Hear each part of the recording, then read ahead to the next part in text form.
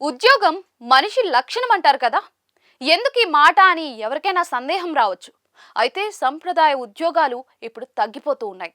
Day and night చేసే jobs ఉంటూ ఉన్నాయి. అందున సాఫ్ట్వేర్ రంగంలో చూసుకుంటే ఉద్యోగాలు బాగానే ఉంటాయని చేరుతూ ఉన్నారు. కానీ గట్టిగా 40 ఏళ్లు రాకుండానే కూసాలు కదిలిపోయి శాంతం పడకేస్తూ ఉన్నారు.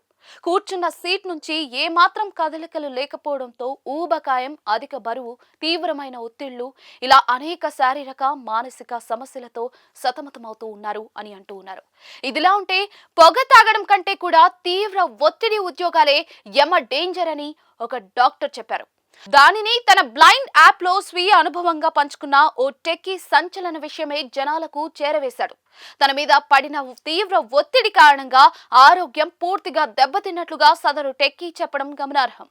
ఈ విషయం మీద డాక్టర్ ని సంప్రదిస్తే చేసే ఉద్యోగానికి వెంటనే నిలుపుదల చేసి విశ్రాంతి తీసుకోవాలని సూచించారు అని చెప్పుకొచ్చాడు. తాను ఉద్యోగంలో విపరీతమైన ఒత్తిడిని ఎదుర్కొంటున్నానని, తన మొత్తం ఆరోగ్యం పరిశీలించిన డాక్టర్ అయితే ధూమపానం కంటే ప్రమాదకరమని తనను హెచ్చరించినట్లుగా చెప్పుకొచ్చాడు. ఇదిలా ఉంటే అనారోగ్యం పాలైన టెక్కీ పెట్టిన పోస్ట్ తో మొత్తం టెక్ వరల్డ్ ఊగిపోతూ ఉంది. టెక్ వర్గాలు సైతం దీని మీద కలవరపడుతూ ఉన్నాయి. ఇది ఇప్పుడు పూర్తి స్థాయిలో వైరల్ అవుతూ ఉంది. ఆ టెక్కీ సమస్య చూస్తే గతంలో ఆందోళన తగ్గేందుకు మందులు వాడాడట. ఇప్పుడు అధిక బరువుతో వెళ్లాడని, దానిని గమనించిన మీదటనే డాక్టర్ డేంజర్ లో నీ హెల్త్ పడిందని వార్నింగ్ సీరియస్ గా ఇచ్చాడని అంటూ ఉన్నారు.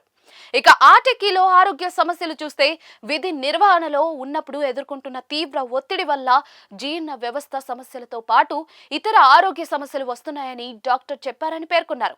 ఆరోగ్యం సెట్ కావాలి అంటే వెంటనే ఆ డ్యూటీకి గుడ్ బై కొట్టి విశ్రాంతి తీసుకోవాలని సూచించారట.